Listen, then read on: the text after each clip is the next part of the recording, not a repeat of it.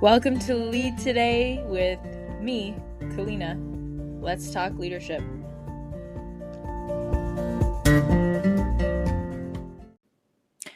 This episode would not be possible without Anchor. It's free and the easiest way to make a podcast.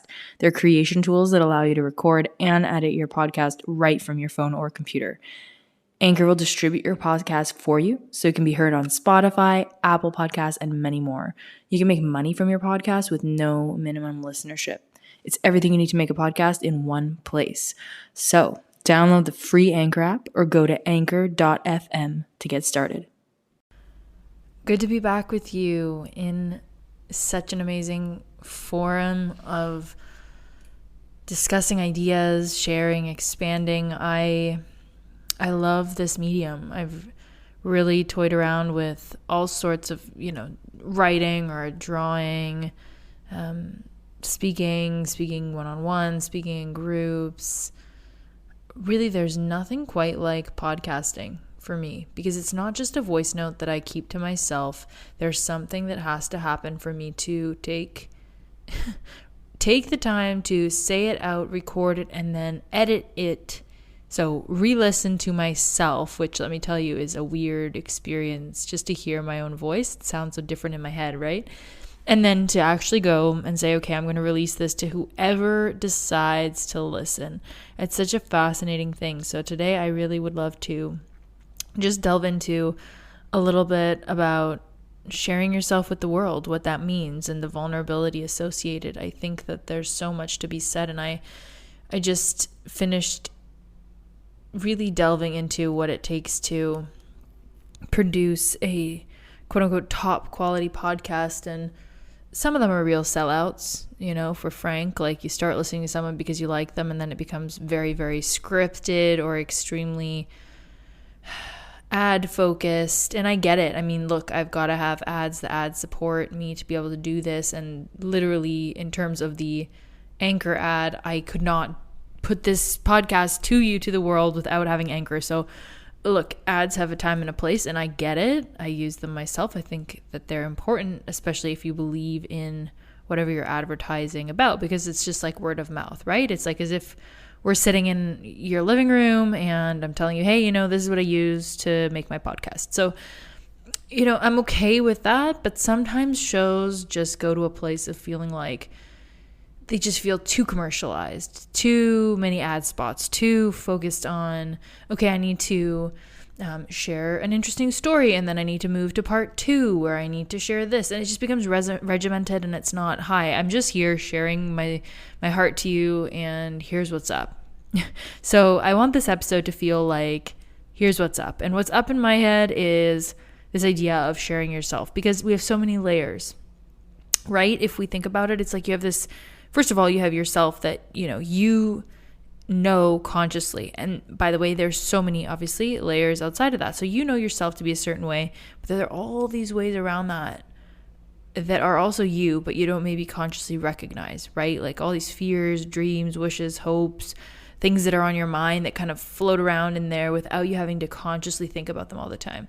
Then if we, and then past, present, future, like so many different dimensions and layers to who you are physically, emotionally, mentally, and all the things that we don't attend to in a sensory fashion all the time, obviously, because how could you pay attention to all of that at once? So there's that. And then there's this little blip that's the conscious you, that's the you that exists and is top of mind right now. So what you're thinking about consciously at this time. And then there's, your relationship with your family, your significant other, your friends, your pet, your coworkers, the random, little interactions that you have in the coffee shop or the store or wherever you go and you talk with someone in the community, right? You might have a yoga studio or different practitioners you see, your masseuse, your grocer, when you go to see the butcher, I don't know, your dentist, like all these interactions we have. And so there's sort of these layers, right? There's this inner core, this inner shell of who I am. And then there's, our sort of immediate people. Those people see a little bit more, but there's so much that doesn't make it past that inner shell, that inner core of ours. And then we have these inner people, and maybe it's just one person, that you like, maybe it's just your mom or just your friend that you feel like, hey, I can open up and I can share to this one person. And maybe even that person, right? There are all these filters and layers. Like I just visually, I can imagine if I close my eyes, like these filters. So even with the different people in your inner circle, if there are 1, 2, 3 different people, even imagine sitting at a table, right? You have these inner circle people, and even there it's like, oh, but okay, it's talking about my health or about my fears. Okay, I can tell this person, but no, that person. And so we already decide and filter based off of our assumptions, right? Which we already know are not always correct, but we filter. We say, okay, this person can handle me telling them about that. This person I don't want to share with about that. I'm worried about their reaction. They don't need to know. They won't support me. They won't get it. And so already from that inner core, that really tightly woven little core of ours, I just imagine this, like, I guess in our heart or, our inner being, we already filter so strongly to the closest of those in our little realm, our little worlds. And then we go on and it's like, coworkers and boss and maybe friends. And there's this next layer of kind of filtering. If you almost imagine, like, I don't know if you've ever seen like a water filter. I actually have a filter in my shower head. So I like to filter tap water. It's maybe a whole other episode. It is definitely a whole other episode. But, they have these little circular beads, actually. And there are 2 layers of these beads. And so the water has to pass through, it goes from the, from the tap, from the shower, through this one layer of beads. Then there's like, you see the water streaming again, and then it goes through another layer of beads, and then it reaches me, right? So, I mean, think about these layers. And there's a very interesting paper I read. It was in a Croatian literature class I took in university.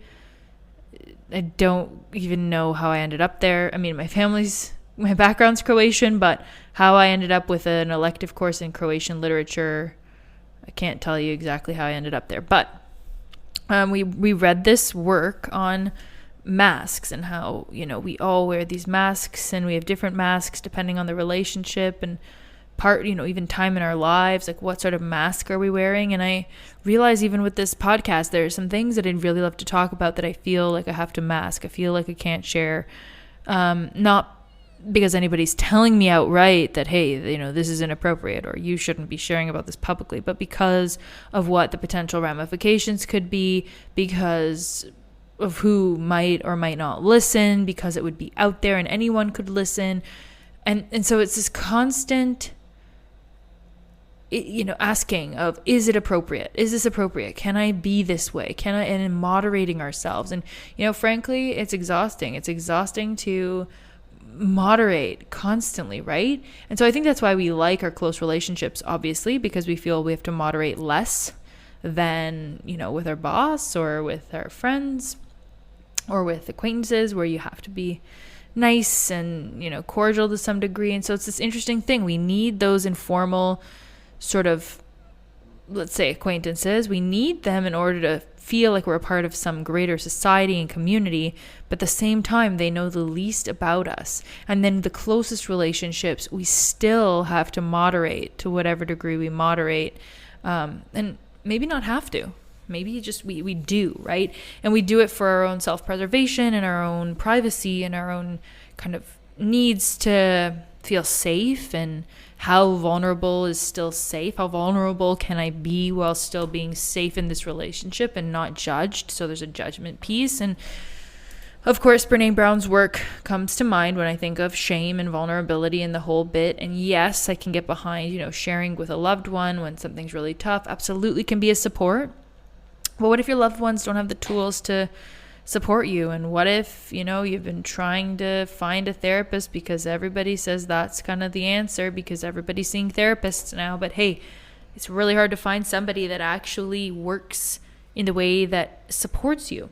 I just had a client come to me and say, I've been to so many therapists and it just feels like bullshit. And, some people think coaching is absolute crap. And that's, it's what I do for a living, but I get it. Some people talk therapy is not the deal. I will do a future episode actually, which I'm excited about, where we'll talk through moving through sadness and pain and what that might look like in other forms of therapy, because I think there's just so many options. It's hard to know which one's right for you, and there's so much effort that goes into figuring out what's even possible. So we'll get into that. We'll go down that road and see what's available and what resonates. But more than that, it's just this kind of tiring, like, where should I be myself? Can I be myself in this podcast? Can I just show up to this show and talk with you as I am today and just have you hear me? And do you resonate or not? I don't know. But is it okay that I'm just sharing? Can that be okay? Can it be okay that there's no inherent value in this, that I'm not setting you up 3 steps to fixing your life in this show? What do you get from listening, from being here? I mean, so many interactions, right? You hang out with friends, you see your parents, you're sitting in the living room with your partner, you hang out with your dog. Like, having to label this inherent value and then having to figure out how best to share yourself with the world. And then, I mean, we haven't even gotten to the online sphere, which is like this whole other world, right? So you have your in-person you, and there's this whole thing, I was just reading about this idea of Zoom dysmorphia, which is just, it actually makes a lot of sense, because we are not used to who sits there in their meetings all day long looking in the mirror, right? I mean, not many people have a mirror beside their office desk or, in a meeting room. And it's pretty actually startling, right? Like, if you're in a restaurant or something where there's a mirror, you kind of have this tendency to want to look at yourself, right? Like, if there's a mirror nearby, you kind of like catch yourself and you check yourself out, in the car mirror kind of thing. Like, it's sort of this funny human tendency, but there's actually a Zoom dysmorphia now. So where people are so used to kind of looking at themselves via the Zoom camera and seeing their face all the time in meetings, that they're getting this just altered sense of what they look like, which is just like bizarre, right? Like, who would have thought? What an interesting response or a symptom of being in online meetings all the time. And then, of course, social media, right? So you've got your Instagram page, and that's who you are online, and your Facebook page or TikTok or Snapchat or whichever chat and page you're on nowadays. Like, it makes me feel so out of touch sometimes to be like, where even is my page? Who is my page? I have multiple pages. Which one is me? It's like, which part of your identity are you? That's another thing. You have so many different identities. It's like, you're your mom or your dad to your kids. Then you're, an employee or a manager or, a contributor of some sort at work. Then you're the stranger on the street that you get to be this certain persona. And then you're a certain way with your grandparents and your cousins or your spouse or your dog. It's like, what?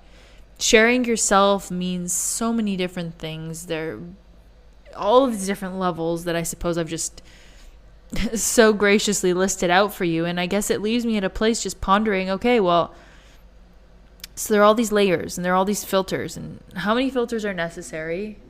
Which filters can I get rid of? Which filters are serving me well? Because obviously, if we filter ourselves down, there's a reason, right? There's a reason we're not sharing our innermost thoughts, feelings, fears with, the public. I think principally because they change, right? So especially in an online forum like this, if you share something, it's sort of immortalized in this platform, in this one of my pages. It's always there, versus if it's not shared, it can kind of just flow away. And I think that's obviously right. The past generations, we could kind of make mistakes and mess up and be ourselves, and it wasn't all over the internet. But now we've got to be so careful for everything you say and everything you do. And so that adds the filters. It adds these layers between our inner core, our inner selves, and who we show up as day to day. And people are so fearful. And it makes me sad that there's so much fear and so much angst, I think, around just being ourselves and sharing what we think because of this fear of judgment. I think judgment can be such a toxic emotion if stored in the body and just as a way to live. So this idea of vulnerability and sharing ourselves with the world. Can't say I've got it figured out. I'm not here to tell you there's a perfect formula, but I think I'm asking you and asking myself to examine right now in this moment as we're talking this out together, thinking this through. How are you sharing yourself with the world? How have I been sharing myself? What is it that I stand for? How am I standing for it? Am I saying I stand for things and then not acting in a way that's congruent? Or am I speaking up for and acting for, taking action for the things I say that matter to me? It's a really good question, kind of even beyond sharing myself with the world, but really talking about living it in alignment with my values, which is beyond, I think, what we've talked about here to some degree, but in some degree it's completely aligned in the same. So what does sharing yourself with the world mean? Who is even the world? Where do you share yourself? So many logical level. We talked about this in a previous series, the logical levels. It's like environment. So where do you do this? With who? When? How? What's your identity? What are some of those words that you want to be known for? My book will actually be coming out next year, thank God. Another process of sharing myself with the world via the written word, which would not have been my first choice in medium. I really love talking, as you can see. Writing was not the initial thought, but I'm very privileged and grateful to be able to be sharing in that format as well. And it's certainly been a learning experience of sharing myself via the written word. So, what ways do you want to share? And in the book, I talk about different skills that you can cultivate to build a meaningful legacy, meaningful career in life, legacy. What are you going to be known for? What you're going to leave behind? And I just share the skills that I think are paramount to building a really meaningful life. So, based on my blip of experience in this wonderful world and my life experiences, and hopefully that's of value. So that is in the works and coming your way, coming to a Barnes and Nobles near you at some point very soon, which is exciting. I bring that up just to say that there are certain skills that it takes to build a meaningful legacy, and sharing yourself with the world. What we're doing when we're sharing ourselves with the world is building that legacy, because it's building that reputation with others, because our legacy lives on in the hearts and minds of others, right? I mean, if nobody knows you existed, then your legacy could be small. That being said, critically thinking here, obviously, if you're, regenerating the planet, nobody needs to know who you are. But if you're doing amazing things for the water supply or the forests or animals, you can build a legacy without impacting people, for sure. So that's not my intention, but I mean more having an impact on the outside world, things outside yourself, things outside of that inner core, right? And you'll be known for the things that you've built and shared outside of yourself, because everything that's inside of you, pretty much, while it will definitely impact you, I don't know how much it impacts others. I suppose they're correlated though, right? Because depending on what's going inside your inner core, it's going to impact what's going on outside of you. So certainly correlation and some sort of relationship there, but not as linear as saying, okay, if I hold the door for you, you're going to think that I'm kind or thoughtful, right? So just a thought around, I think a really important, I say that a lot, it's like, it's not just, it's actually a big deal. Sharing yourself with the world is a big deal. How you do that, large, important, big concept and idea for your life and my life and our lives. So how are we doing that? Are we doing that authentically? Are we doing that in a way that feels good? Are you sharing yourself and feeling like you're exhausted as a result? The next episode might be of help. If so, are you sharing yourself and feeling, fulfilled and like it's meaningful? That might be a good sign. Are you sharing yourself and feeling like maybe the people you're sharing with don't appreciate it? Is it to the wrong people?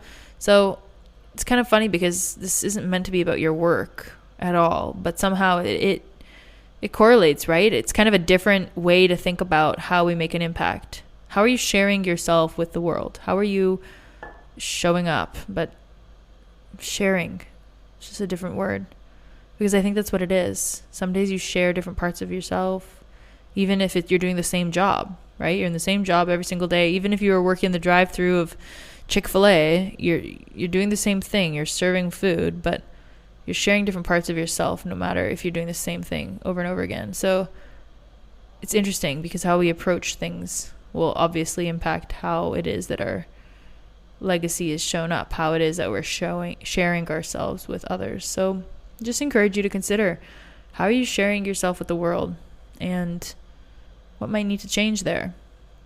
Because I realize that I've had a lot of filters on that I believe have been protecting me, but they might just be the things holding me back from a next level of really bringing value and bringing greatness to the world by sharing more of my inner self, the stuff that I'm kind of hiding behind all these filters. So let's see how we do with bringing more vulnerability to how we share. And if you like this thread of thinking, there is another episode on authenticity, I believe, further back. So feel free to get on the train of vulnerability, authenticity, and playing around with what that means in your life. Because I think sitting back scared and wondering if you can share and wondering how much to share is not going to get us any further. We've got to at least be willing to experiment and try and push these boundaries of, okay, how much and how often and in what ways do I want to share myself with the world?